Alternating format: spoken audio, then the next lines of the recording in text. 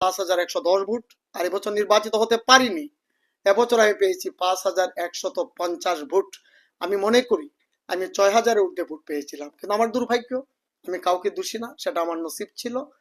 আমি মনে করছি যারাই আসে আমি তাদেরকে উৎসাহ দিই যে তোমরা মানুষের কাজ করো, কারণ মানুষের সাথে মিলে মিশে চলাফেরা করতে করতে সবার পরিবারের মানুষ আমি হয়ে গেছি। এবং আমাকে আমি মনে করি, নারী পুরুষ সবাইকে মনে করি তারা আমার পরিবারের মানুষ। কাজে এই ইউনিয়নটার প্রতি আমার অত্যন্ত ভালোবাসা, অত্যন্ত মমত্ববোধ ইউনিয়নের। নারী পুরুষ, মাঠ ঘাট মাটি গাছপালা সবার সাথে আমার একটা গভীর প্রেম ভালোবাসা সৃষ্টি হয়ে গেছে। আমি সেখান থেকে বেরিয়ে যাওয়াটা আমার জীবনের জন্য একটা কঠিন চ্যালেঞ্জ হবে। তো এটাই আমি বললাম এই নির্বাচন সম্বন্ধে, আর আমি কিছু বললাম না। খুব সুন্দর কথা বলেছেন আপনি। তা আমি একটা কথা আপনার জিজ্ঞাসা করবো যে গত নির্বাচনে যে আপনারা একই পরিবার থেকে দুইজন দাঁড়াইছিলেন, যার কারণে আপনারা মানে পরাজিত হয়েছেন, তো সামনের নির্বাচনে কি আপনি একা দাঁড়াইবেন না উনিও না, দাঁড়াবেন? আমার পরিবার আর কেউ, আমাদের মাঝে কোনো বিরোধ নাই। আমরা আপন চাচাতো ভাই। যদিও আমরা আপন ভাইদের মাঝে চলি, আমাদের বাবা চাচার মাঝে কোনো বিরোধ ছিল না। আমরা আপন চাচাতে 11 ভাই। 11 ভাইকে আমরা মনে করি যে আমরা এক মায়ের সন্তান, 11 ভাই। এই ধরনের একটা ভালোবাসা নিয়ে করি। তো উনি বিরোধের জের হিসাবে নির্বাচন করেন নাই।